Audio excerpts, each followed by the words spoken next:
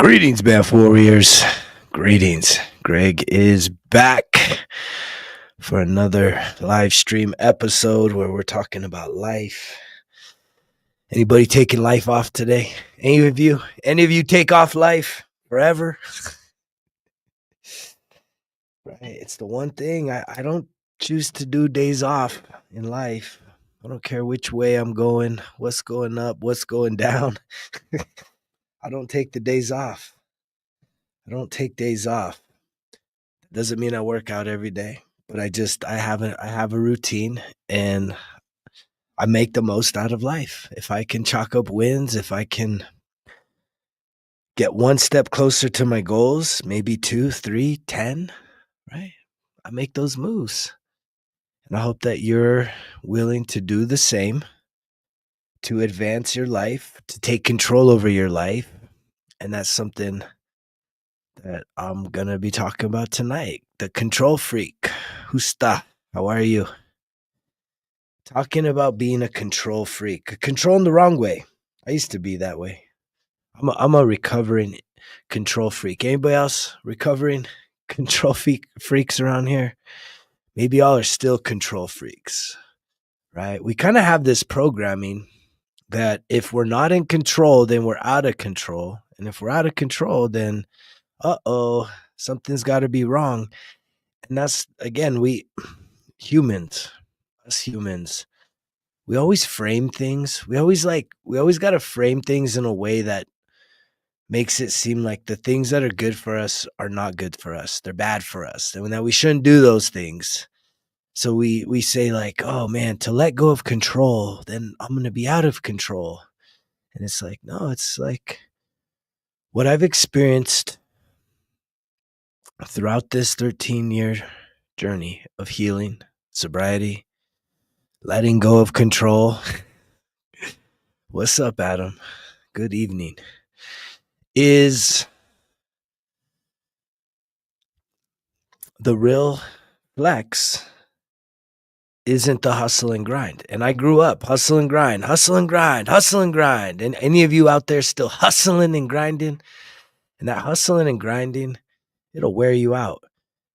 And I talk about this a lot. I mean, if hard work all by itself was a recipe for success, man, everybody at fast food would be the rich people. All the construction people busting their asses, they'd be the rich people. Road workers, they'd be rich. And it's like hustle and grind is a mindset that it used to work. You heard what I said, right? Used to work. As we move into the reality that we're already in, which is AI, right? The statistic that I found recently is that in the next 5 years, AI is going to displace 300 million jobs. 300 million jobs. AI. And so what does that tell you about what you're doing now? I would say there's a highly likelihood if you're just out there punching a clock, doing kind of job, there's probably a good chance that could be on the chopping block in terms of replacement and integrating technology to do whatever that redundant function is that you're doing day in and day out to get that bag. And so what I've realized, and this all comes from, if you know my story, it's like I chalked up a big L, lots of L's in my life. But I know what it is to rise to the top in my 20s, entrepreneurial, investing in real estate, millions of dollars in real estate, a successful promotional products company, mid-20s, right? And yet it all came crashing down. And that was all built on hustle and grind. I was willing to work 24/7, 365, right here. I got my mask. Still. Underachiever. I used to be the overachiever. And yet, coming off of that loss, I embraced an identity that Imma play small because I was wounded. I was like I was heartbroken. Are you kidding me? I was heartbroken.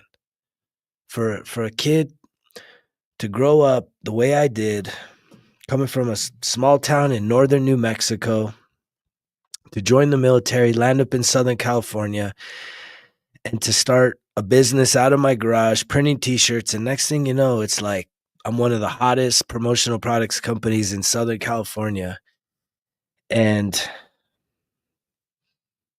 as a result of forces beyond my control, right? The economy falls off the cliff. 2008, 2009, and I was right on the edge, literally on the edge in San Clemente, California, with an ocean breeze, ocean view coming through my shop, living the dream, and yet everything got destroyed like in an instant. And that was painful. That was painful. And so I switched from being the overachiever to the underachiever. I started playing small. I said, you know what? The big wake up for me was I had been an entrepreneur, I'd left the military and I started an entrepreneurial run for 10 years, just killing it, just killing it. And yet then all that shit went down and I chalked up that I was a failure. I was right. I was the failure. Even though there was forces and powers beyond my control. Thank you so much for all the love and the likes. Feel free to share the message. But I chalked up that I was a failure. It was hard. I had a dream. I was starting a family, man. I bought my first home with a pool in the backyard, ocean breeze, beautiful park, looking over the ocean. I mean, it was like life was good. And I was like ready to start to have kids, and they were going to grow up in Southern California, not northern New Mexico. And man, it all fucking came crashing down. And that was a hard hit. I got hit hard. And yet I went from being the overachiever to the underachiever with my tail between my legs. Right? I always had this saying, go big or go home. Well, guess what? I went super big and I'm back here in my home state, New Mexico. And I've been back home now. My son is 16. It's been 16 years since all that shit went down. And it's taken me that long to reconfigure myself. That's where I'm trying to go with this is in the past, I was hustle and grind. I would work when, a promotional products company is service based. I mean, I was doing everything from in-house signs, commercial printing, embroidery, screen printing, like t-shirts, vehicle graphics, large signs outside of businesses, you name it. If you wanted your logo put on something, I was the man.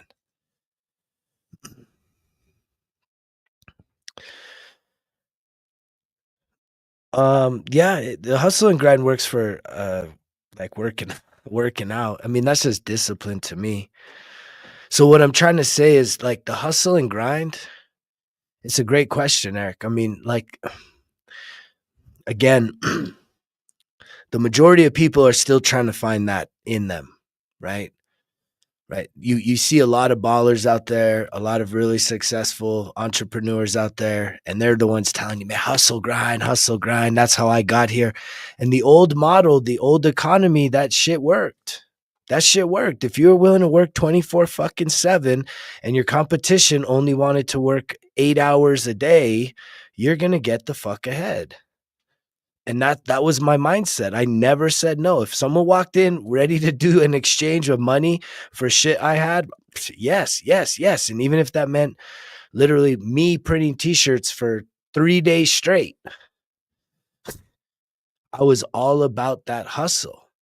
And yet even when I did have sleep, I was still doing production runs. I was printing t-shirts and stickers and all kinds of shit in my head, man, designing this, that, boom, boom, boom. It was like never ending. And that's why when so many people, when you're looking on the outside, looking in, seeing someone in business and you're like, man, they're so lucky. It's like, it ain't luck. It ain't luck. You don't just fall into it, right? I'm one of those people that says it's when preparation meets opportunity, right? That's luck. So I'm someone that I walk around. I mean, I have discipline. I definitely put in work every day. But the difference is it's very subtle. It's a very subtle difference between this version of me, 2.0, 3.0. I'm probably going into 3.0 version of me. I was scrolling through pictures even like the past, I don't know, maybe 10 years. I was scrolling through pictures of this guy's evolution, his transformation, the places I've been, the things I've done. Woo, man. It's a subtle difference between hustle and grind and get this, surrender and align. Surrender and align. That's the shift. Hustle and grind.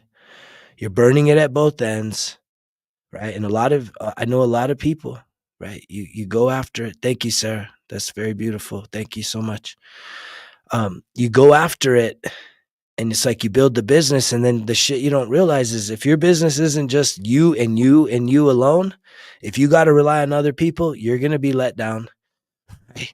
They're not gonna show up when they don't feel like it, and you're gonna be the one stuck needing to do the backflips through the fiery hoops in order to maintain a reputation if you give a shit. And I'm somebody that did. I cared. My reputation matters, and especially in business. And so, but it was exhausting. It was an exhausting run. And yet a lot of people don't realize that it's like when you're running a business, it's like having a whole nother like family. It's like a whole nother household, especially if you're doing any kind of thing that's brick and mortar, employees dealing with all their issues and their stuff, and all the customers and their stuff. And that's why a lot of people, it's like they go and chase the bag, and yet what did they let go? The body, right? You're like, I don't have any time. All I'm doing is working, and I'm so exhausted when I'm not. And that's why alignment matters, right? True alignment. And that's why I'm telling you the things I'm saying now is definitely probably AI bulletproof for your future. How do I know that? Because I'm an oracle, right? I can see into the future. Because what I realize is, and I am seeing the future. I believe we are stepping into a whole new world, right? What is that song? A whole new world. I'm not gonna sing the Disney classics here, but we're stepping into a whole new world. And a lot of y'all don't even realize this. The energy shifts, major energy shifts. Because when I start talking about energy, a lot of people, it's kind of woo-woo-y. What is he talking about? Right? A lot of people get real uncomfortable with the energy talk, right? It's energy. What is it? Woo-woo-y, man. This woo-woo-y stuff. I'm definitely woo-woo-y. I'm as woo-woo-y as it gets. But you can do an exercise right now, right? If you want to do an exercise right now, just to tap into your energy field, your force field, right? Tomorrow is May 4th. So they always say the 4th be with you. Like, it's obviously in reference to Star Wars. But if you were just to rub your hands together and separate them to about a foot apart, rub them together, separate them a foot apart, and then just start coming in closely, maybe going a little bit back and forth, you'll start to feel that energy. There's literally, it almost feels like you ever played with magnets. If you ever played with magnets when they're on the opposites, right? They're fighting to touch each other. You can feel that energy. It's right there. I feel it right there. Right? Can still feel it. It's like a little ball. You can feel the energy. Some of you have to get a little closer, but you'll feel it. You're like, whoa, what is that? Whoa, how come it's invisible? How come it's invisible, but I feel it? Whoa, what is that? What did somebody try to tell me the other day? That's kinetics or something. I don't know what the fuck they were talking about. They were just uncomfortable with the energy conversation. But yet, if AI, right, the prediction already says 300 million jobs get wiped out. I guarantee you a lot of those jobs are, laborious type jobs, repetitive type administrative, a lot of administrative jobs. You watch. a lot of administrative jobs. I was at this event the other day and it was all administrators. There are so many administrators, and I'm like, man, most of these jobs are they're gonna get next 5 years. So how do you insulate yourself? How do you bulletproof yourself from that? Here's my you can record this, timestamp this right now, and in 5 years, in 10 years, you can go back and say, that motherfucker, he said it. So what you do is you do the work. You do the spiritual work, the healing work, right? When you do the healing work, here's what happens. Here's what's happened with me. I went from just being like, I started doing t-shirts, printing t-shirts in my garage, right? And I eventually bought into a promotional products company, bought out the guy. It was like a sign shop, really. And I expanded it into more of like a one-stop shop promotional products company. And so what's interesting is that you would think I would still be doing that stuff because I had 10 years, like incredible run. But here's what happened when I went on my healing journey, right? I started healing. And as I started to heal, right, my priorities started to shift. My focus started to shift, right? It wasn't so much just about making money and getting rich, working hard, right? I'd always heard in the military, I'll never forget this dude telling me in the military. He's like, smarter, not harder, bro. Smarter, not harder. Because I was always like tearing open fucking chips and stuff instead of just getting the scissors, cutting it. Smarter, not harder. Smarter, not harder, bro. And yet, if what we're looking at is a major shift in the global economy because of the introduction of AI, well, how do you insulate yourself from that? Well, the economy that's not going to shift is going to be this whole energetic, woo-woo, spiritual evolution that's taking place in humanity worldwide right now. You're a part of it. That's why you're listening to this. You don't even want to realize that you're fully a part of this, but you are. You're fully a part of this. And that's like, I think a lot of people struggle with that because it's like, we're sort of teetering between the old and this new. And what's interesting is the new that's coming is really old. If you look back to the ancient times, man, it was way more connected, interconnected, right? You didn't have all this wounding. You didn't have all this distraction. You didn't have people just, unaliving themselves 2,000 a day for men because of what? Hopelessness, helplessness, not feeling they have a dang fucking purpose in life, right? And women is a quarter of that. So I mean, even 500 women a day is that's a lot. That's a lot. 2,500 people every day make a choice to say, I don't want to do this no more. It's too much. That's a lot. So what I think you do to insulate it is what happens is there's a gift inside of you. There's a gift inside of every single person on this planet. It's a divine gift. It is unique unto you. And yet is buried under all that topsoil, under all that hustle and grind, under all of that, settling and survival and just getting through, getting by, just doing your best. Because this other thing that's there, it feels more like hobby-ish. But it also has to get filtered through a lens of worthiness for you to be able to say, like, you may have a singing talent that you don't even realize exists. And yet when you start to heal mentally, emotionally, spiritually, physically, right?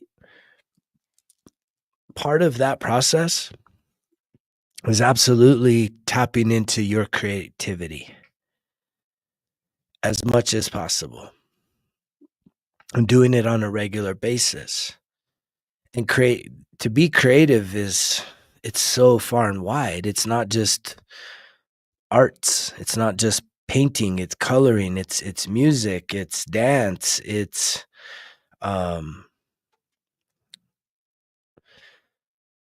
voice, it's digital arts, it's storytelling, it's food, right? Those are all creative gifts, right? Creating gifts. And yet we all have you have a gift inside of you, but yet there's something about you where you're just like, I don't have time. Like that's like nothing, man, because you have something that's called the zone of excellence. Your zone of excellence is something that you have a zone of competence and you have a zone of excellence, and the zone of excellence is your default of what you think you're very competent and skilled in, masterful in, and that's what you probably are putting most of your energy towards in terms of adding value to receive an income into the marketplace. And yet a lot of that stuff is going to be under threat. And the way that I'm just telling you, mark this down somehow. Somebody put in a time capsule that on this day that this motherfucker here said that if you do the healing work, I guarantee you there's a talent inside of you that you don't even realize exists. Like you're not even fully acknowledging it, but it takes you doing all the healing work, getting, you know, to stop living in the past, carrying around all that heavy emotional baggage and all the shit in your head, and then starting to live more fluid, more free, right? More in alignment with your highest self. And you're going to start to like get inspiration. It's going to even start to happen for those of you that have had the courage and the strength to get on the breath of life healing circle. Man, you're going to get messages, you're going to get downloads. And if you think that this stuff is just weird random stuff, right? Just write it down, even if it's weird random stuff. Anything that comes through, it's worth writing down. It's literally because what I have experienced is literally conscientious, like type dream state through the breath, through the visualization. And you're getting messages and you're getting downloads. Like it's sometimes I see visions, sometimes I hear, right? Sometimes I just feel something and it's like, it just starts coming down. It's like, fuck, man. As soon as I get out, I just start jotting all this stuff down and remember it.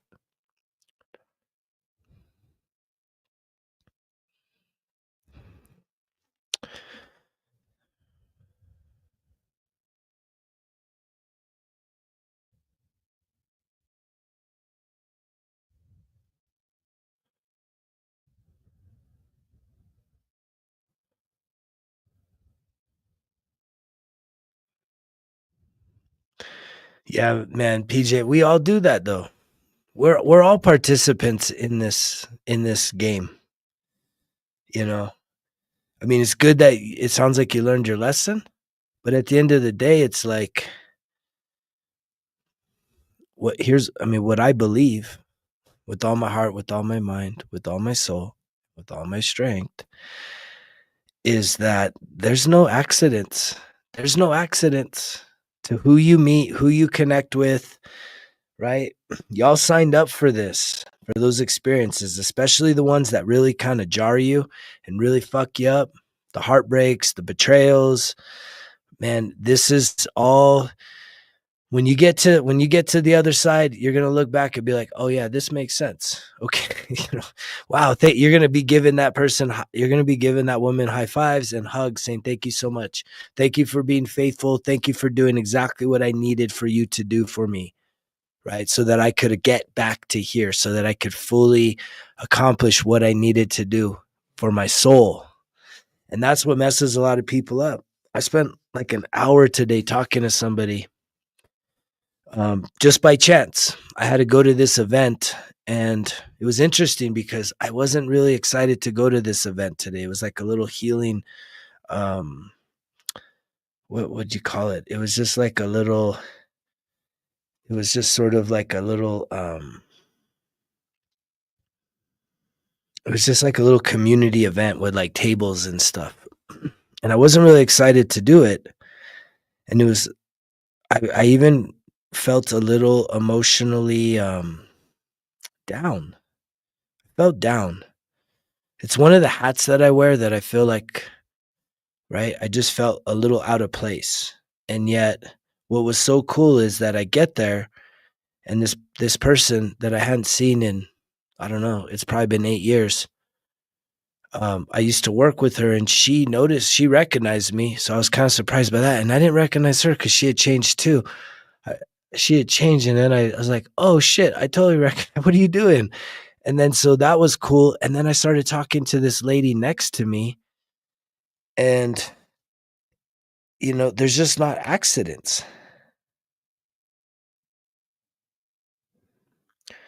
And it's like this other lady, I had never even heard of the brain. It's this brain mapping. And she was all about it. And so me and her went on this deep dive talking about this whole brain mapping. What is it called? The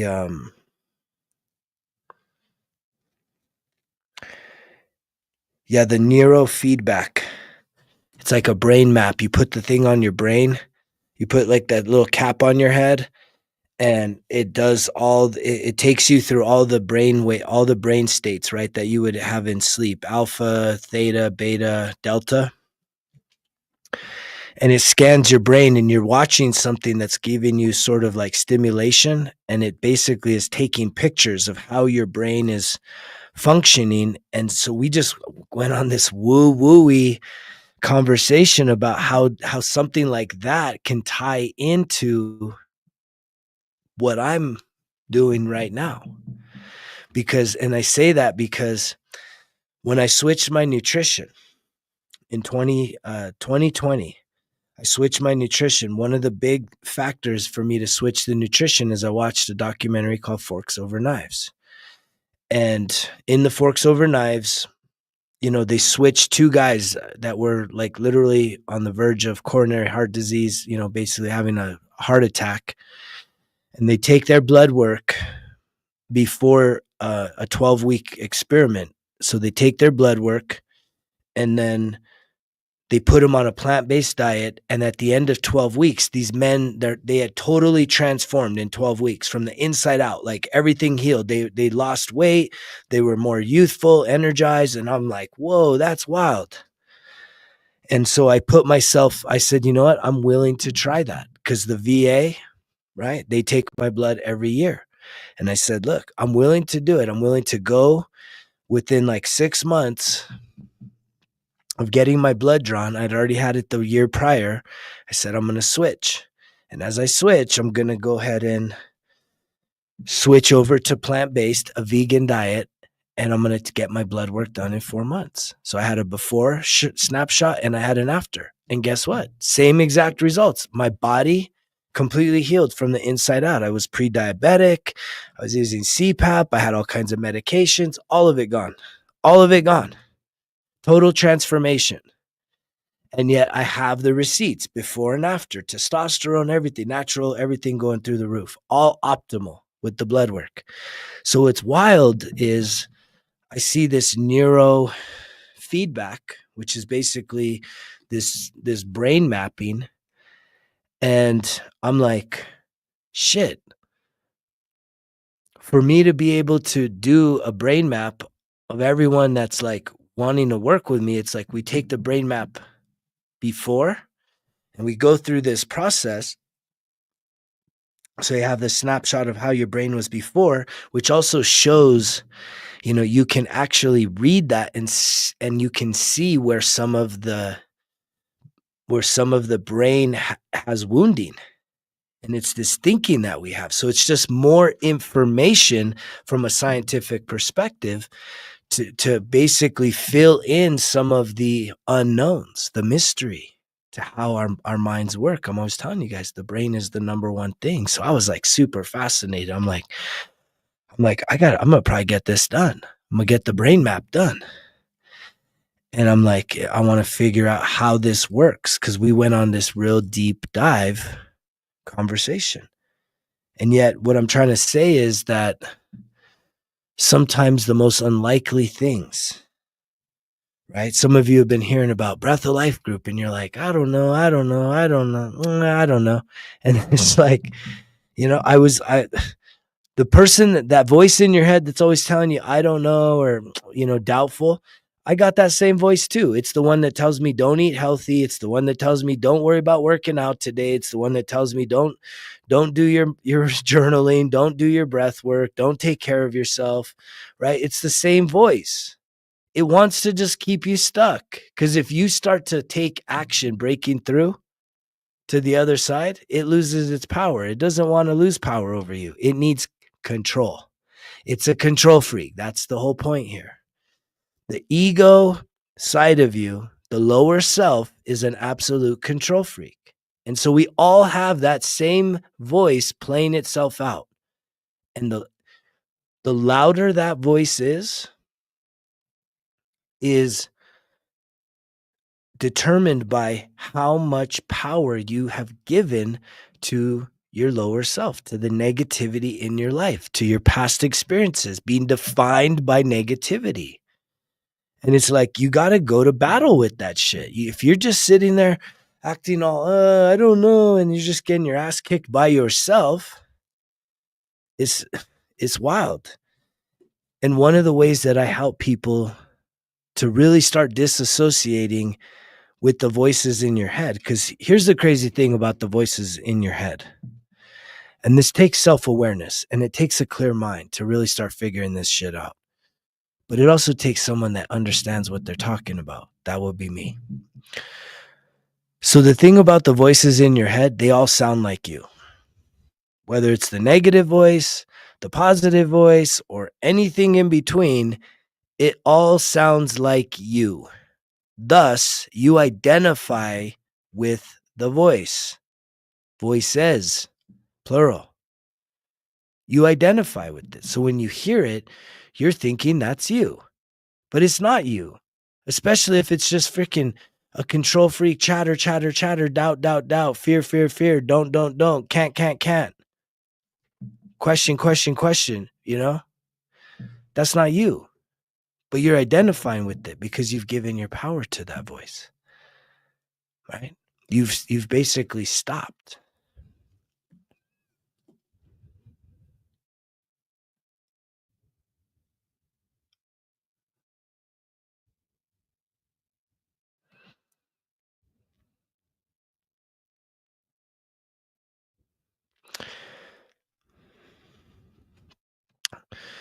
So that's a good question, PJ. It's like, what advice would I give to someone that is taking action, but yet the old self is still there? You're seeing slowly that you're transforming.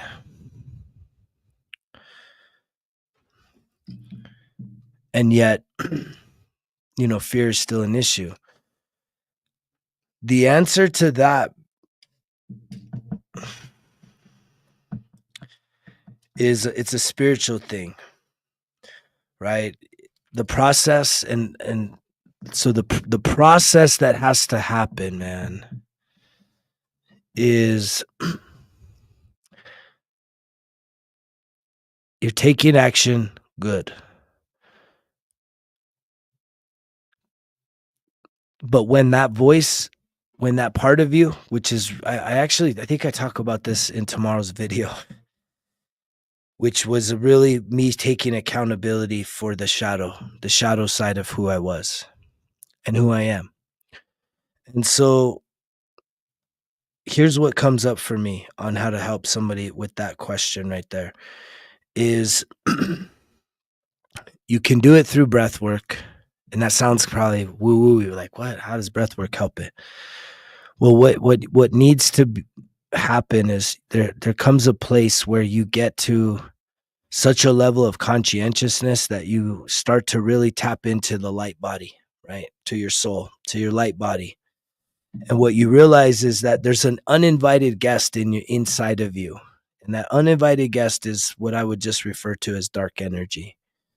And so that dark energy, it's a master manipulator. It needs total control, right? And it's great at shape shifting. It wants, and the thing about it is, and everybody I've had this conversation with about this, they get it because it hits something inside of them where I can tell you that I remember specifically, it was early on in my life. It's usually you invite that dark energy into your body in times of despair, times of terror, right? Times of hopelessness, right? Abandonment, like just real deep fear.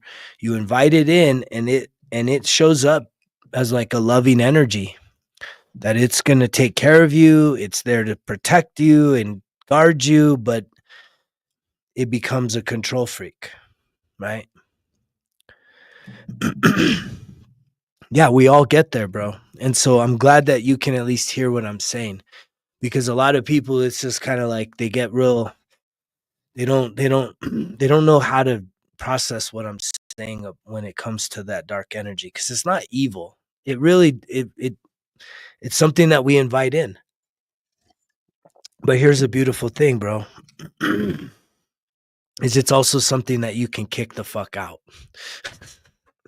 because you have total sovereignty over your body, over your vessel, over this container that you have sovereignty over it. But the thing is so many people are living disassociated with their bodies because we're so distracted, we're so disconnected from our bodies that once you through breath, right? It sounds weird, but once you through breath, you get out of your head and into your body and you start really what you're tapping into is your conscientiousness. You're fully present, fully aware, like your mind melts away, your body melts away. So you're just feeling this energy, right? You're feeling the maximum amount of this energy throughout your whole entire being. And it's bigger than just your being, right? I mean, you can feel it. It's already, how the hell is that? Like, I feel energy there. But then what it takes, right? And so it's good that you're trying. If you're not getting the results, though,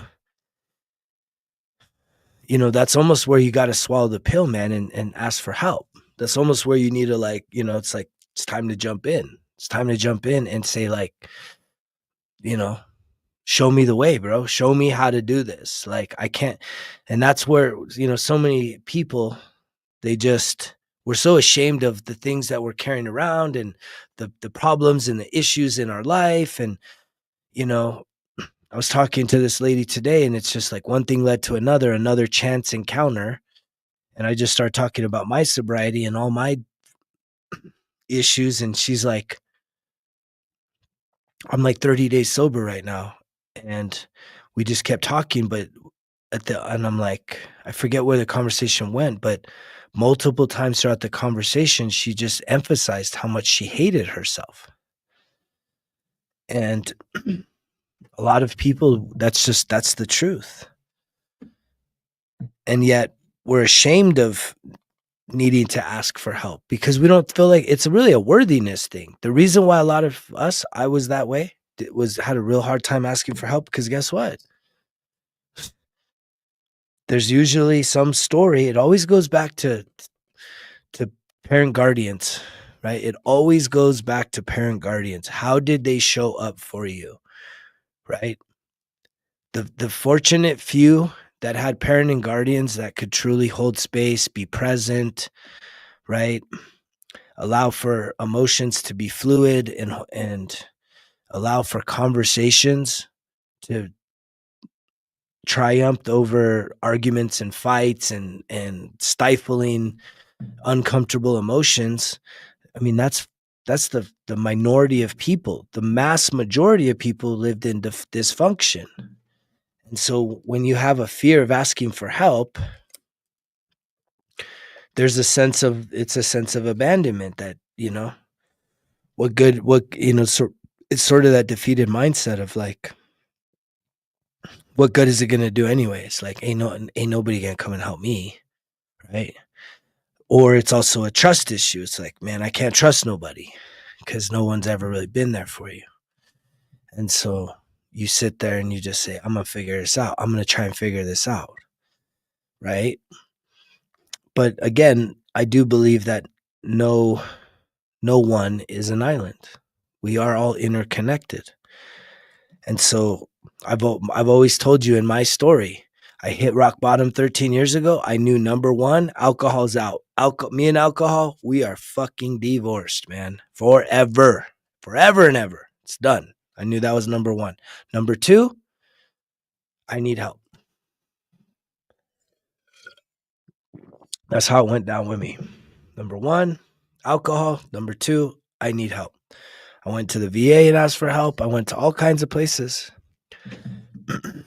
seeking help because I knew that I could no longer. Hey, thank you so much, Flip469. Thank you for the rose.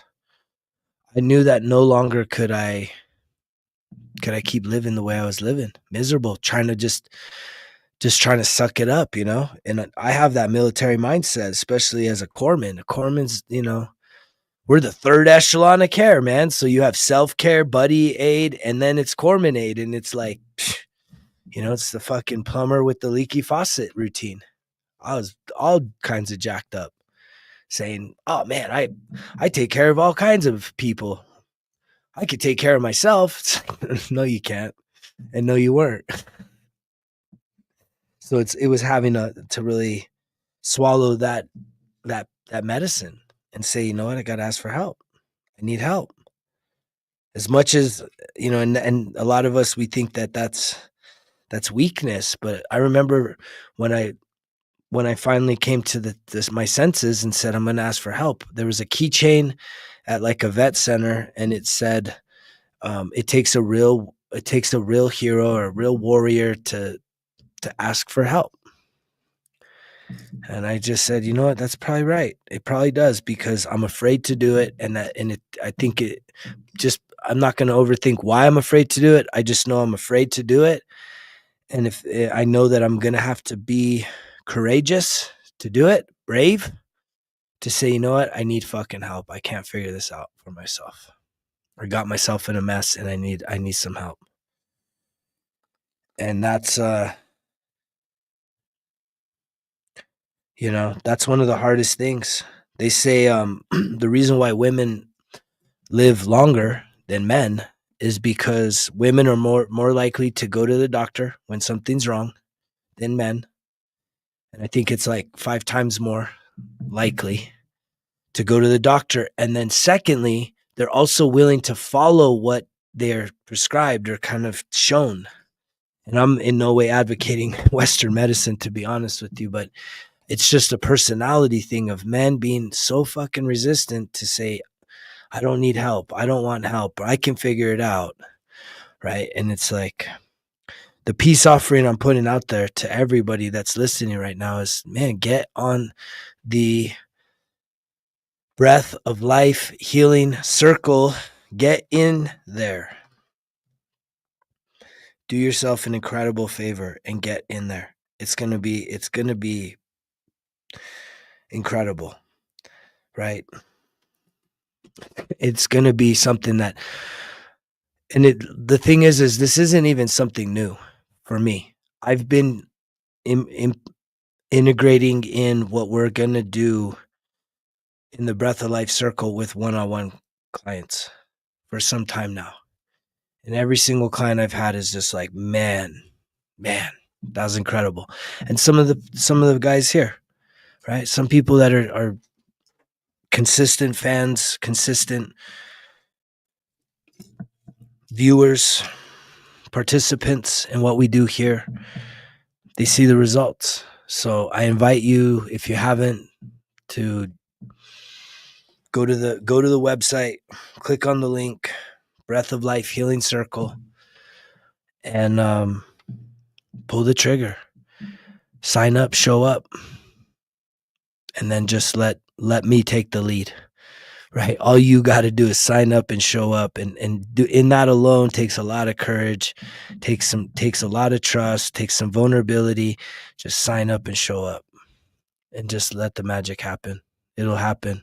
As I see 444, just let it happen, and that's you know, the breakdown is like clearly you wouldn't have this much conversation going if you weren't like on the verge, man, of breakthrough. But sometimes we just need someone to just show us the direct route on how to get there. Right. And that's what I believe is going to actually happen with the Breath of Life Healing Circle. Dang, that's incredible, Adam. The miracles are just flowing through you right now, man. You're on fire, bro. You're definitely the standard, the standard bearer of people that are really drinking the Kool-Aid all in, right? Any of you listening, if you're seeing what Adam here is doing, he's pretty much here every episode. He comments a lot, but he's all in. 1% Better Everyday Journal. I think even his wife's on the 1% Better Everyday Journal here soon. Breath of Life Healing Circle, and just creating his own process. Dang, that's cool. That's really cool. That's awesome, man. And just living that best life, really, being an example of saying that when you tap into the energy, when you tap into what it is that I'm saying and not just hearing it, but start responding as he's done. He's been responding. He's been locked in, man, locked in. 1% Better Everyday Journal. But it goes so far beyond that. It's actually putting everything into practice, tapping into the inner child, having fun, not just being so uptight and serious and stressed out. And again, it's the control freak, not being a freaking control freak about everything, right? We don't have to be so dang serious about every single little thing. It's okay to go have some fun, right? It's literally it should be a requirement. But again, if your mind is so overwhelmed, it's painful. I was talking to this woman about her 30 days of sobriety today, and I started opening up about DWIs and domestic violence and all that stuff. And she was like, what does it take for you to be that just clear about, you know, the shame and the hardships of your life? And I was like, yeah, that's a great question. And it takes full acceptance. And the way that you fully accept yourself it is doing the shadow work. A lot of us are in total denial of who we truly are. We're in total denial. There's so many people out there. You think you're just the nice, sweet, lovey-dovey type person, and it's like, no, there's a whole fucking dark energy, dark feminine, dark masculine version of yourself that other people that are close to you will definitely say that no, no, no, no. Don't let them fool you. And we're in total denial about it. But one of the most beautiful things that I experienced when I was doing the shadow work is I had this spontaneous journal prompt come to my mind, and it's a part of what I teach people. Is I wrote a line down the middle of the piece of paper, and I started doing some ego strokes. I was trying to pick myself up coming off of a 21-year marriage expiring, and I was just in a real kind of woe is me type mentality. So I started writing all these ego strokes. I'm creative. I'm strong. I'm artistic. I'm hardworking. I'm, talented, whatever it was. I just started putting all this stuff down. And then I had this spontaneous idea that, wait, like, that's great, all the good stuff. But I think I need to account for all the dark shit. And so I did. And I think most of you have a hard time with that. You don't want to have to be like, oh, I'm a liar, I'm a cheater, I'm a thief, I'm manipulative, I'm right, I'm murderous, whatever it is. And yet when your shadow self is literally just in the dark. And what you need to do is shine the light. I went in there and I shined the light. Does that mean that that was all the stuff I was doing right then and there? No. But I just said, like, everything that I knew that I was capable of or probably had done at some point in my life, I just took accountability for it. And the beautiful thing that happened was it was like the curtain dropped and the lights came on, and what I would consider my inner beast, right? My inner beast was finally out in the light and was like, "Oh, whoa, is it cool to be out here? You don't mind if I'm out here in the light? You've been keeping me in the closet. I can. It's okay. We good?" And I was like, "Yeah, we're good, man." Because I fully saw myself. I saw the full version of who I am, inside and out, upside down, inside out. And what happens, so here's the beautiful thing. When you fully see yourself, the light and the dark. This was a big issue I had even with the religious stuff that I was into. Is everyone was just kind of trying to trick their minds into saying, "Oh no, I'm just so light. It's all light. There's no darkness." It's like, bullshit, man. Let me get my camera and follow you around for a week, 24/7. Are you sure there's no darkness? Are you sure? You promise? You promise I won't catch any stuff that's like that? You know it is. It's there. We're made of it. It's a duality. But here's what's beautiful is when you actually accept yourself, you see it all, you count for it. The lights come on, the curtain drops, and that part of you, right, can be transmuted. The darkness can be transmuted into the light because dark energy is very fucking powerful and it can serve a very positive force.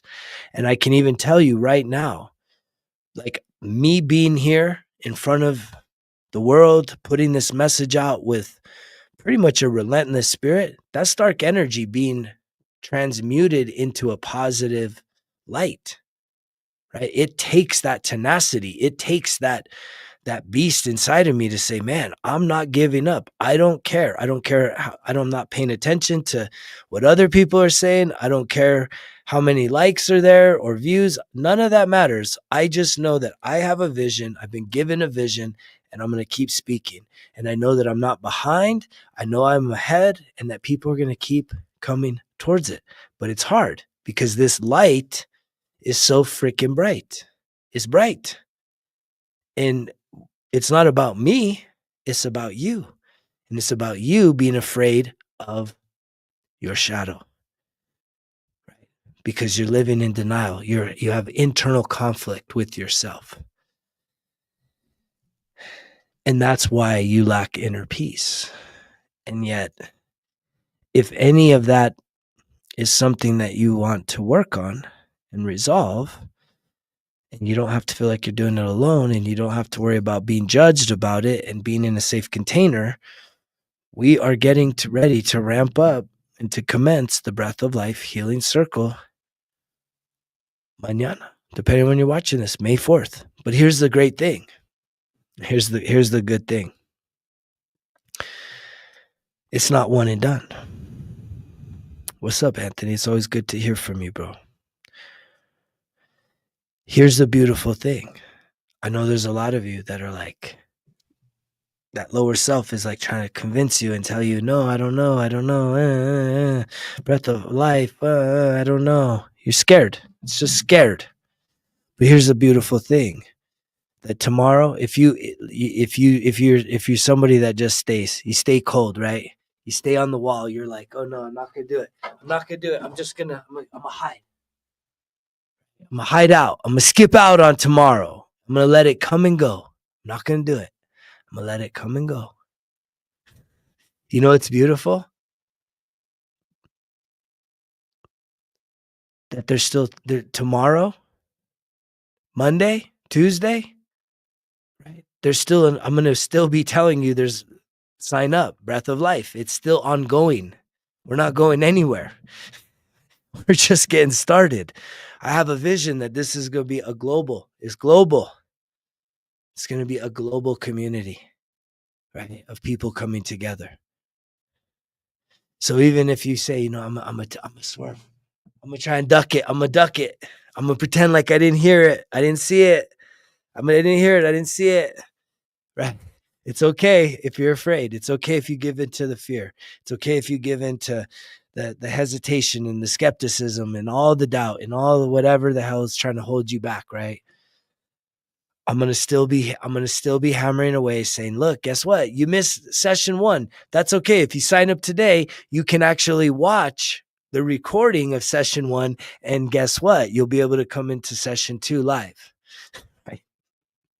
And then if you miss session two and session one, I'm going to be saying the next week, guess what? If you miss session one, you miss session two, it's not too late. You can come into session three. And I'm going to keep going, keep going. We're going to keep going. And what's beautiful is I'm not alone no more because there's already people in there. There's already people that have taken the leap of faith. And so us as a collective, we are going to have intention that we aren't doing this alone. And we are absolutely setting the bar high for our own expectations that pulling together this group isn't only going to transform who we are, but it's also going to attract more people that are on the sidelines to say it's time to jump in. And it's going to happen because we can be focused right here. It's hard to be super, super focused here. I'm really good at it because I can stay single. I try my best to keep up with all the comments. I love the comments and I love the interactions, but sometimes my mind just needs to run like a train. It just needs to go. I have to finish thoughts that are coming because the thoughts aren't just even something I'm thinking about. It's flow. This is coming cosmic flow of information and energy. Like I didn't get on here. I just said control freak. And for some reason, we're talking about shadow side, lower self wanting to control. But I know even me as a personality, I used to be a really big control freak. And yet I had to surrender that. I had to surrender being the control freak that I was. And it's a scary thing because a lot of us inside say, if you're not in control, well, then who is? And then your life goes out of control. So we clench our fist and we try and force everything. And it's like, it's exhausting. When you surrender control and align yourself with your highest self, with the purpose and the calling in your life, what you are here to actually do, which isn't just punching a clock, isn't cheering for other people, isn't getting wasted, isn't wasting time. It's finding and tapping into the creative gifts that you have inside of you, developing those gifts, mastering those gifts, and then starting to express those gifts, share those gifts. And I guarantee you that some of those things are going to bring you all that you desire, all of your dreams, all of your goals, because you're in alignment. When you're not in alignment, life is a drag. Life feels hard. It's hustle and grind, and it's fucking burning it at both ends, right? Exhausted all the time. It's like I'm moving a lot, and I do take times to rest. Today the power went out, and I felt like I wanted to do all this stuff and get everything ready for tomorrow, and the power went out. I'm like, great, perfect fucking timing. And I said, you know what? That's all right. Right. I'm in alignment. Everything is meant to be how it's supposed to be. Just like today, I went to a place and I'm like, I was a little resistant going and had all these incredible new interactions. And I get home and the power's off and I'm like, fuck, I was going to do all this shit to get ready for tomorrow. And I said, you know what? Let me just give myself an opportunity to rest. I'd hit the gym, hit a hard workout, taking care of my body, eating healthy, and said, I'm going to rest. So I took time and I took a rest, got up, power's still out, went out, recorded some videos. Don't need power for that. I mean, I do, but I had it. So it's allowing the alignment to be the shift.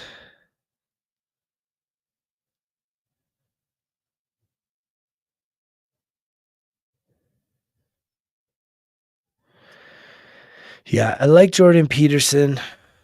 I mean, it is the flow state is just divine alignment. Amen. Northern New Mexico. Lucky James.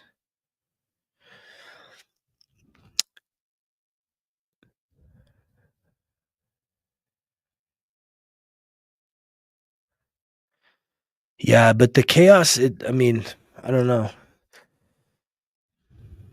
It's interesting that when you really start to create harmony and alignment within your mind, your emotions, your spirituality, and your physical body, you create alignment and congruence with that. I mean, you face challenges if there's shit hitting the fan, and it's like, you just deal with it, man. I'm trying to think. I had a fire drill recently. I had like a fire drill recently where I had to fucking cowboy up, and it was like, you know, it starts to come second nature to you. You're like, we're built for this shit. We're built for the challenges. It's when you have the total mental defeat. Why me? Why me? And it's like, fuck, man. Why not you? Right? Why not you? Don't you? Why don't you want the challenge? You don't want the challenge? You don't want to grow? You don't want to become better? Right? That's the only way you grow. Is through some adversity, is through being able to show some resilience and throw a flex. You know what I mean? That's how we grow. I was talking about it last night, man. A lot of us, our ancestors would be so ashamed of how fucking lazy our asses are right now. Knowing everything they had to go through to get to give us life. And yet most of us just sitting around watching other motherfuckers put in work. Like, man, there's something about that adversity. That's why I don't go to the gym just to be all built and whatever. I'm in the gym because here's the thing, and especially with men that I know that have really laborious, intense jobs, a lot of men I'll talk to, they're like, I don't have time to work out, and even if I did, I don't need it, bro. I'm busting my ass all day long, and I'm like, no, no, yes, you are busting your ass, but here's the thing: the work you're doing on the job is beating you down. It's not building you up. Work, like hard laborious work, beats your ass down. Going into the gym builds you up. And when you build yourself up and then you put yourself in that fire of the job that beats you down, you don't get fucking broken down. You can maintain a level of resilienceness and strength in there, so when you're taking those hits, you don't actually get beat the fuck down. And yet a lot of men don't realize that. It's like, dude, you got to put in the work. You can't, like a lot of guys say, oh, my job is enough for me. It's like bullshit, dude. That shit's beating your ass and it's beating you down. You need to build yourself up. I go to the gym to build myself up, right? Maintain the muscle mass so that when I am doing the things I'm taking hits, like I'm thriving. I'm like performing at the highest level. It's not just to walk around and get looks when I'm at the hot springs or pools or lakes or in the summer paddle boarding. It's like, whatever the hell, man.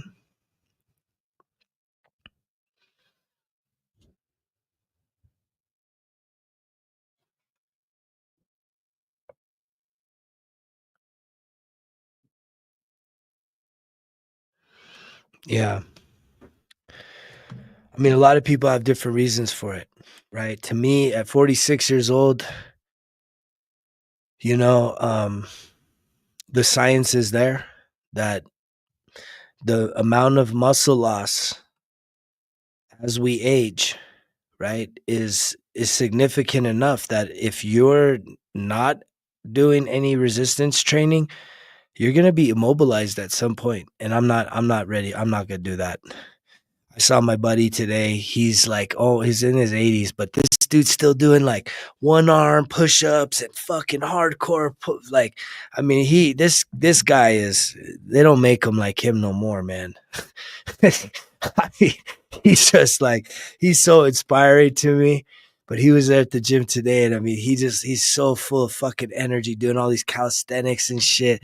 I'm like, dang, bro, I still got over 30 years to be where you're at, man, and you inspire me. And but the benefit, the beauty of putting in the work at the gym is that it's the one thing you can't buy. You can't buy it. And yet what does it say about you? When you walk into a room and you're lean muscle, right? People are like, this guy's different.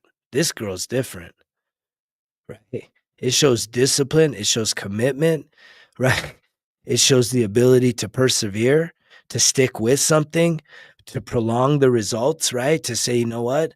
I can have delayed gratification. I mean, there is so much that just non-verbally, when you see somebody, right, walking in, and not a young person. When you're young, most people are pretty lean, but when you see people in their 30s, 40s, and beyond, it's like, it's impressive.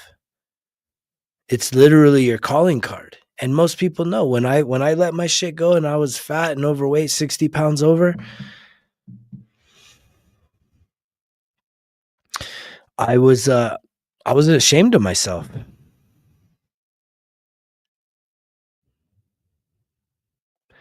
Yeah, the gym, and I really believe the gym's for everybody. The people that say, I don't need it. Yeah. Okay, man.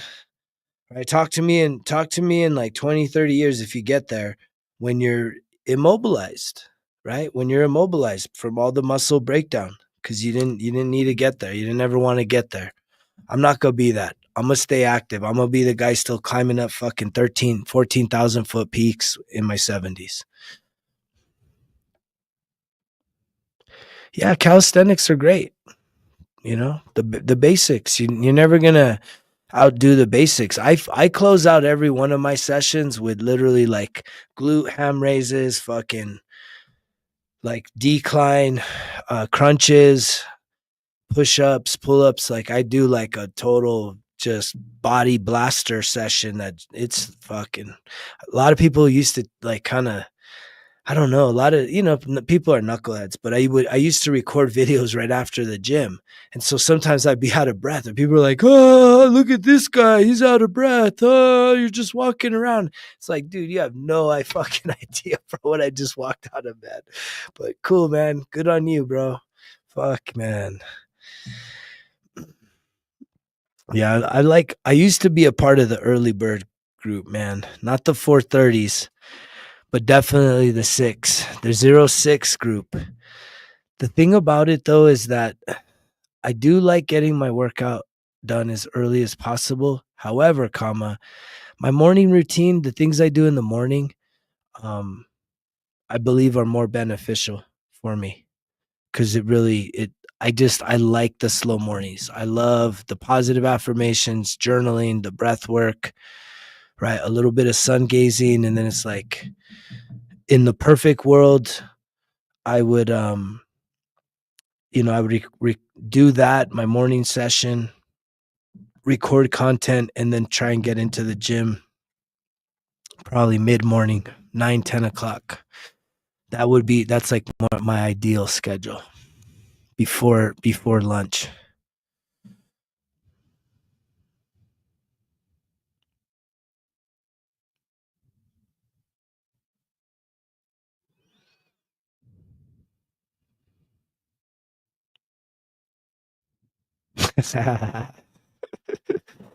Yeah, man.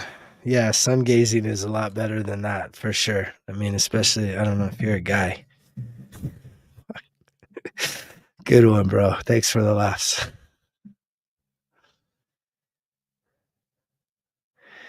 Yeah, it takes a lot of discipline to do the home workouts, right? At my ranch, because it's so isolated, I put up a pull-up bar and some parallel bars.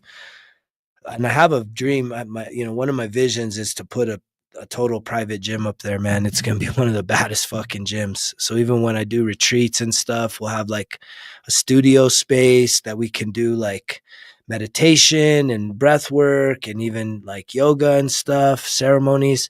But I'm gonna have like the baddest fucking gym ever up there. But the home gyms, it can be a challenge, right? For me, I usually it's just like anything, you can kind of take it for granted when it's so close to you. Sometimes you got to at least at least if you had it in maybe a different environment. Everyone's a little different when it comes to the home gym. For some, it's a total fail. For others, it does the trick.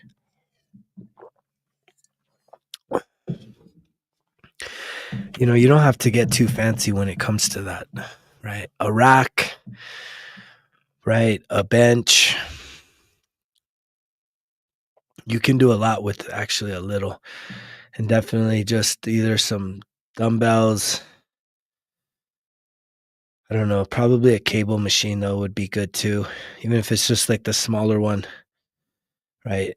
That would probably be all I need. The row, the pulls. I don't know. I don't need a whole lot of equipment. The one thing I do love though is the Stairmaster.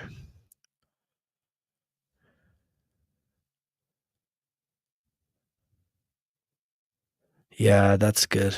Well, it's good that you're still working out though, even just the body weight. The body weight does it, man. I mean, if you put in the work, you'll stay, you'll stay, you'll stay, you'll keep muscle, right?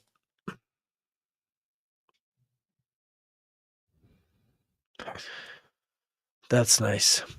So let's do this. I'm thinking to shift if anybody wants to do some visualization and let's do the visualization. I don't know if we'll do breath work. We're gonna be doing lots of breath work tomorrow for those of you that are in the breath of life circle, but the visualization would probably be a good exercise. We'll do a little bit of breath to kind of get out of our heads and we'll see where we go with that. I'm trying to conserve some of my focus and energy. There's a lot of I could feel the excitement. I could feel the energy coming through in terms of commencing the healing circle tomorrow. And so it's a beautiful thing. I'm really excited about it. And I hope that if you haven't signed up, it's not too late to sign up. Clearly, there's still plenty of time to do that. And even if you don't sign up and even if you don't come tomorrow, I'm going to still be um, encouraging people to sign up for the next 4 months and really till the end of the year. I mean, I kind of see this as being an ongoing thing. I think that my goal is to facilitate best practices, right? Within a container, but ultimately it's to inspire those that attend to actually integrate this into your everyday life, right? Integrating these things into everyday life, right? Doing the reflection. So it's kind of like some guided journaling, right? And then it's doing some visualization, which is also going to have some writing some things down, some reflecting, and then it's the breath work, right? Which is also going to help you to really start experiencing some powerful experiences within your own body and setting yourself free. And that's something that if not to just do it a few times a month, it's to literally realize how powerful it is and say, man, you may not have to do it on the full scale of what we're going to do within the breath of life, but for you to make time to practice to do some of this every day. You talk about transformation. If you want transformation, you want healing, you want to be more confident, you want to feel more inner peace, you want to get unstuck with your life, you want to heal, you want to feel better about yourself, you want to shed the guilt, the shame, the fear, the anger, everything that's going on under the hood. Like I'm going to give you the keys to your kingdom so that you can rock and roll. And ain't nothing but going to stop you except for yourself. Yeah, that's good for you, man. That doesn't work. Oh no.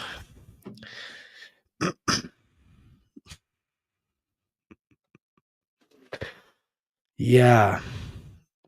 So for those of you that are interested in doing the visualization, you could type a one, just so I kind of know who's here, and we'll do that, and we'll bring this session to a close. I want to get some good rest. I'm gonna wake up nice and early, really kind of set the stage for the breath of life commencement. May the force be with you. I didn't even plan that really with any intention, but I think it is kind of cool. I always loved Star Wars, and I think about the force, right? The force. There is a force, and it's like the breath is also this invisible force that we take for granted. Yeah, I appreciate you, Lucky James. Thanks, brother, for checking in here. So again, if you're ready to do some visualizing, um, the only thing you need to do right now is just make yourself comfortable, right? Just find a comfortable space that you could be sitting, you could lay down, relax. It's really just to be in a place where you can relax and really just allow yourself to just be present, be still, which is a real gift, right? It's a real gift, even just for a few moments, right? A few moments for you to just be still with yourself, be present with your body. And so let me clear the energy real quick and we will begin this visualization. We'll start with the breath work and a body scan.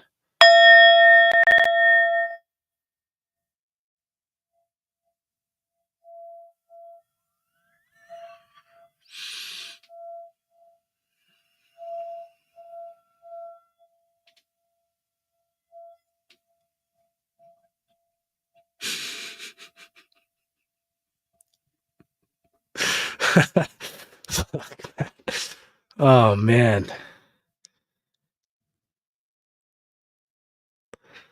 I don't know. I just feel so happy right now. It feels good to be happy, joyful.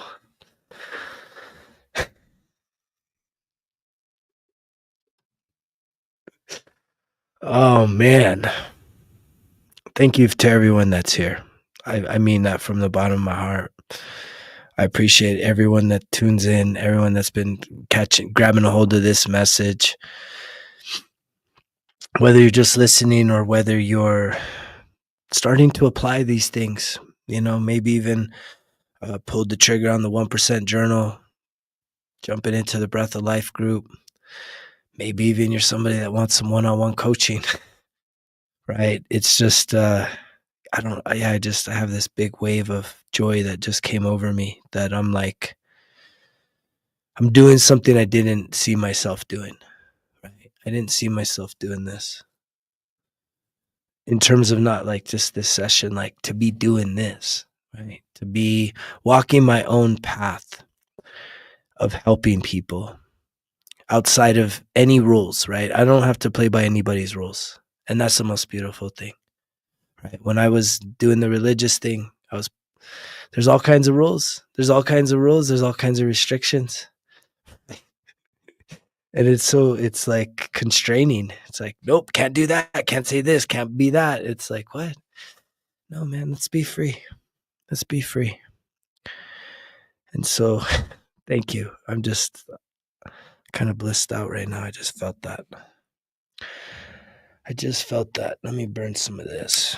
This is the good stuff. I brought back some bark from some of these, a couple ancient trees out in Sedona. Man, it smells so good. It's a very grounding.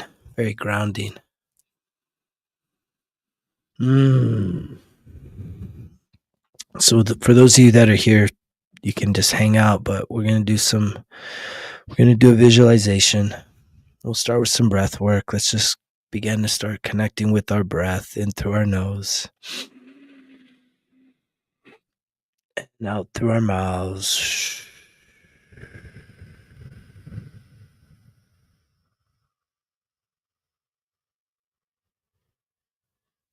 Nice and slow in through your nose and hold. 5, 4, 3, 2, 1. Exhale. Let it all out. If you're carrying any tension, any stress, any anger, fear, doubt, let it all out with the breath. It's the release point of everything you're holding inside of you. And just let's go in. Nice deep breath in through the nose and hold. 10, 9, 8, 7, 6, 5, 4, 3, 2, 1. Exhale. Just release anything that needs to be released, anything you're holding on to. Just let it go. Just give yourself permission to be present in the here and now. Start to let your thoughts melt away. Let's take in one more deep breath in through our nose and hold. 10, 9, 8, 7, 6, 5, 4, 3, 2, 1. Exhale. Just let it all go. You can begin to just reconnect with your normal breathing gently in through your nose and out through your mouth. And as you're there breathing, just put all your focus into the breath. It's your only job right now. Any thoughts, let them melt away. Even just start to allow your body to just start to melt away, just focusing on the breath. Just that life force energy, bringing in life force, returning it.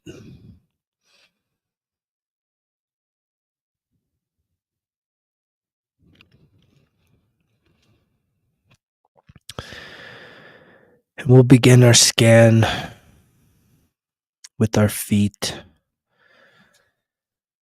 Just, if you can, even just send your breath through the bottom of your feet. So when you're taking in that breath, just imagine it also pulling. Just send your focus to the bottom of your feet, the arches. Just breathe in and exhale. You're just scanning through your feet just to see if there's any discomforts. If there's none, just give thanks for your health. If there is, just send healing. We'll move up through into our ankles and our shins, our calves, and our so important knees. You're just searching, scanning for any discomforts, pains, aches. If there's anything there, just send healing to that part of your body and breathe through it. Send awareness. Send your conscientiousness there. Be aware of that part of your body, that part that you may not just always connect with because you're so easily in your head that sometimes we need to find ourselves in our knees and in our legs. As we move up into our groin and our hips and our buttocks, you're just scanning through, just sending love to the members of your body.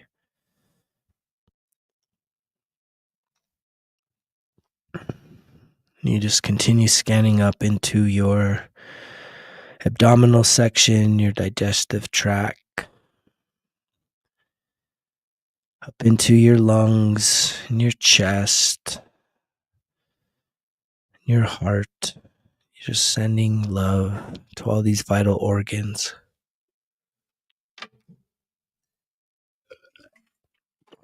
And as you continue the scan up into the top of your chest, you reach your shoulders and you go down into your arms,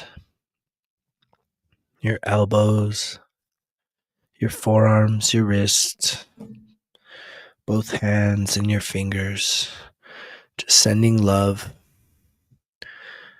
to all the parts of you.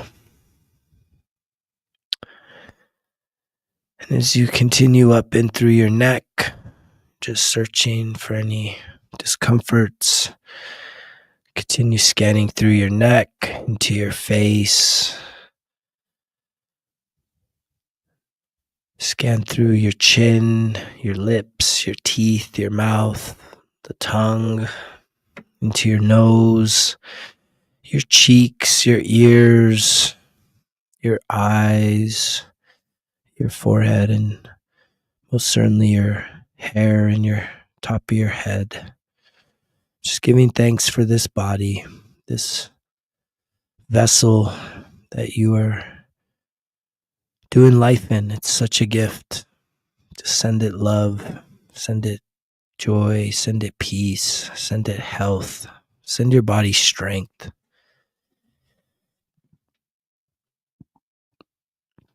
and definitely send your body healing. As you're just reconnecting with your breath, slowly in through your nose and out through your mouth.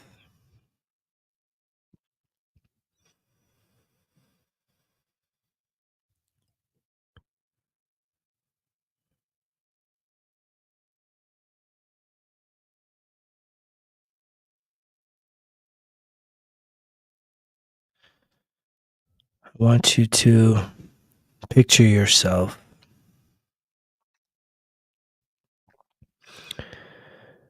seated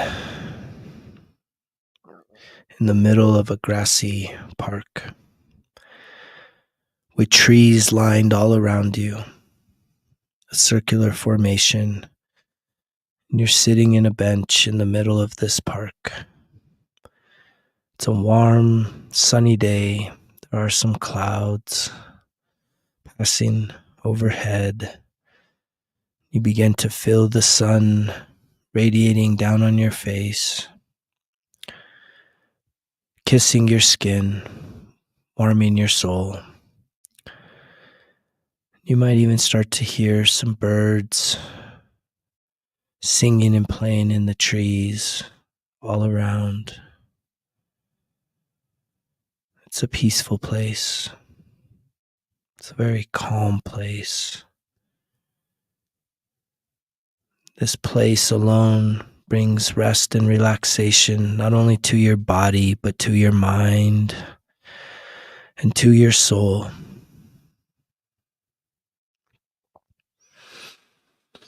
And as you're sitting here on this bench, enjoying this beautiful warm day, you look out in front of you and you see a pathway between the trees.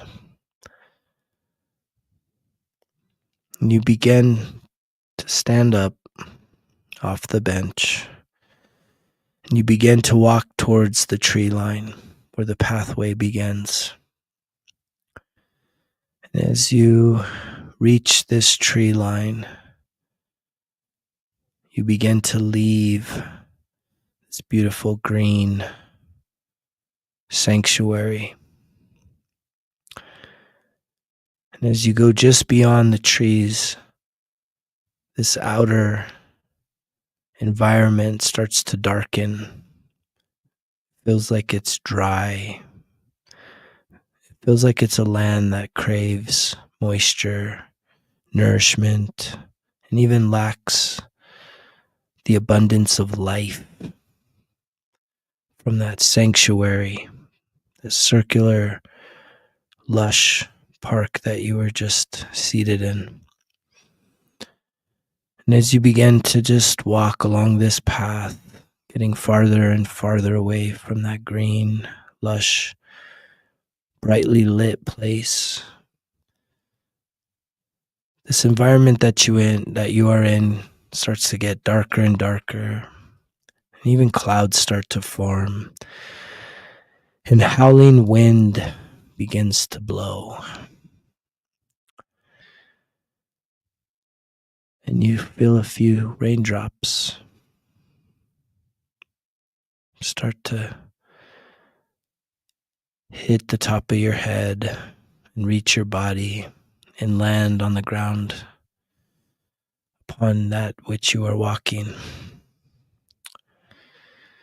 And as you continue to walk along this path and the storm starts to brew, you notice a small building that looks like it's lit with a candle. It's a small structure, and the path leads directly to it. And as you walk up to this structure, there's a small window, and you glance in there and you see a child sitting on a small bed within this room. And you knock on the door, and the child opens the door, and you recognize this child. This child's your inner self. It's your inner child. And they greet you, and you greet them, and they invite you into this small space. As you walk in, they go back to the small bed and take a seat, and there's a chair next to the bed. In this small room that's dimly lit with a flickering candle, as you can hear the howling wind and the storm picking up, there's a sense of relief that you have found this really small yet safe place.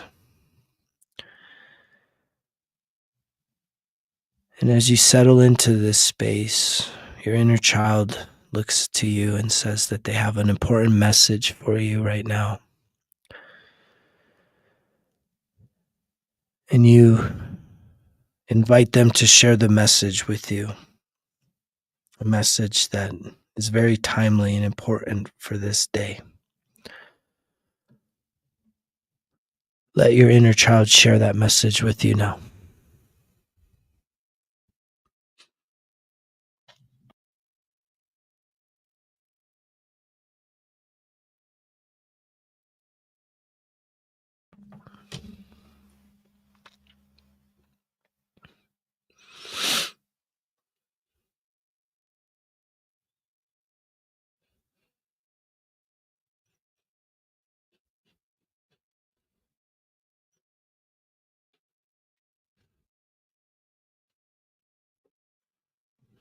And as they finish sharing the message with you, the two of you embrace. And you look down to the child and you share a message with them as an offering in return for fully hearing them, seeing them, and wanting to nurture them in this time and in this place. Share a message with your inner child from your heart, from your soul, now.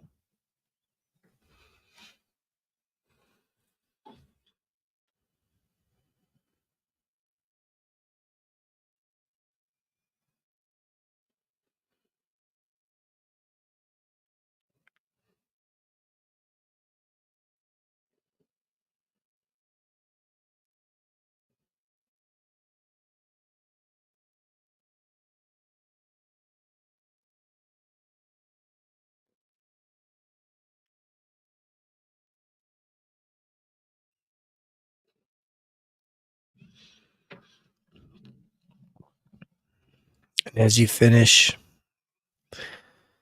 this heartfelt message, the two of you embrace, and they tell you they have something for you. And they reach up to a coat rack and they hand you a raincoat.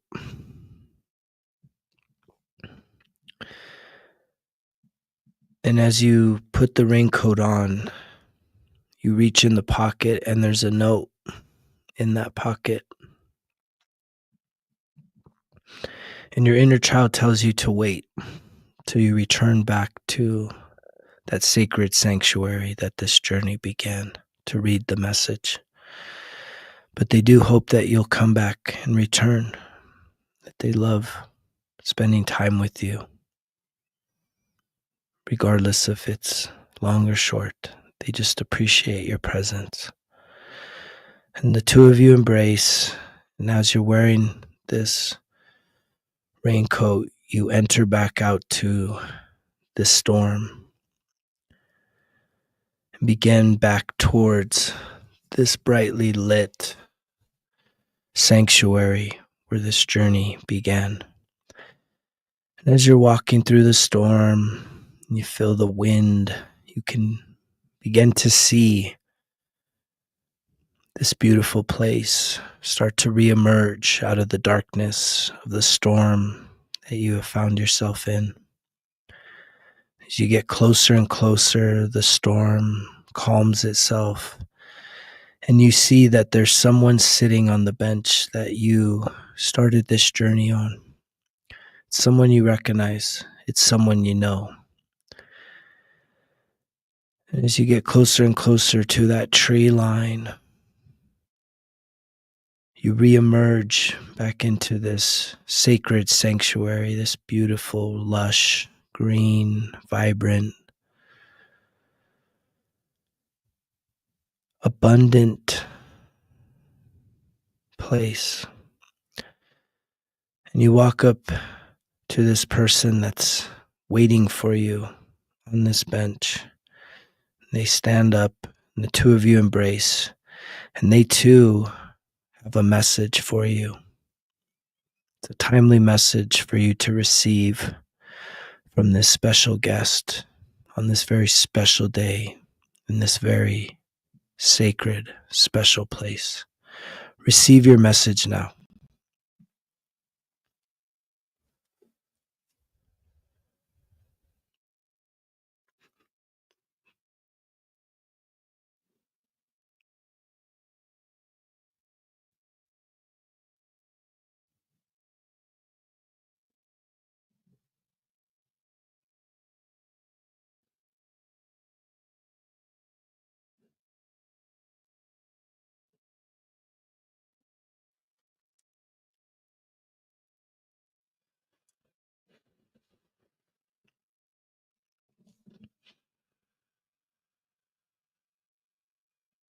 And as your special visitor finishes sharing this message with you, the two of you embrace, and you decide to remove the raincoat. And as you do, you take out the message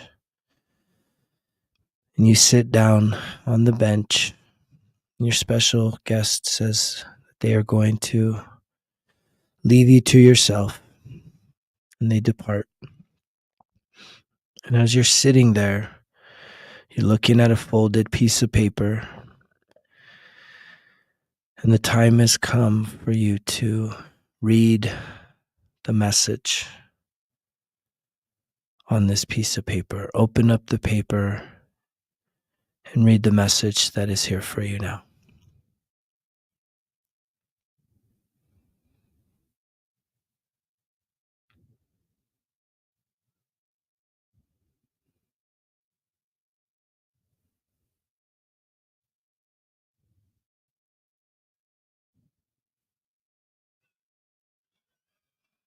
And as you take in this message, you just begin to really give thanks for times like these, for really making time and space to go within, to really reconnect with these fragmented parts of yourself. You take a moment to really reflect on the messages that were shared with you, this note that you're holding. And you begin to reconnect with the sun and the warmth of the sun as it radiates upon your face, your head. You feel it throughout your chest and your legs. You just give thanks for this moment, for this sacred space. And with you sitting there, you just slowly begin to reconnect with your breath in through your nose and out through your mouth. And here, in just a moment, I'm going to count down from 5. You'll begin to reconnect with your body, reconnect with the space that you're in. 5, 4, 3, 2, 1. Go ahead and open up your eyes. If you need to, you can stretch. If you're used to this practice, you may already have a notebook by your side. I highly encourage you to jot down some of the messages and anything else that comes up. Sometimes even questions come up that you could actually seek answers to.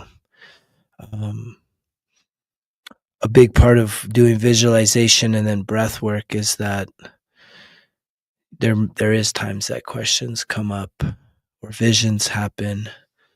And yet when we do the breath, it's a great opportunity for you to really connect with the intuition and to be able to receive clarity about things that you need guidance on. That is why your spirit guides exist. They are to help guide you along this life path and ultimately guide you towards your highest self, guide you towards the best route possible for you to truly become the best version of you. So with that being said, I just want to thank everybody that's been a part of this journey tonight, been a part of this talk. We all got that inner control freak, and the time has definitely come for us to take our power back, to realize that the voice sounds like us, but the control, the fear, the doubt, and really just that part of us that is fearful, right? It's time to really find the courage inside of us. And if you have a hard time finding it by yourself, just know that times like these are great, but if you're really interested in going to the next level, I highly recommend you taking a look at the Results Kill Excuses website and clicking on the Breath of Life Healing Circle. We start tomorrow, but it's not one and done. We're going to continue meeting on average 3 times a month. In the month of June, there's a bonus 4th time because there's 5 weekends. And so I've been very conscientious to not schedule the sessions like right around holidays and stuff, and there's time off, so it's not just every. It's really, I put in a lot of meditative thought, intuition, downloads. A lot of this has come through my own downloads. So I know it's in alignment, and I know it's something that is going to be of great benefit to many, many, many people. So for those of you that have locked yourself in, I can't wait to connect with you tomorrow. And for those of you still on the fence, it's not too late to take that leap. But do it when you're ready. Do it when you're ready. When you're ready, I'm ready, because I'm not going nowhere. You know the drill. Results kill excuses, because if it was easy, it wouldn't be worth it. Greg's out.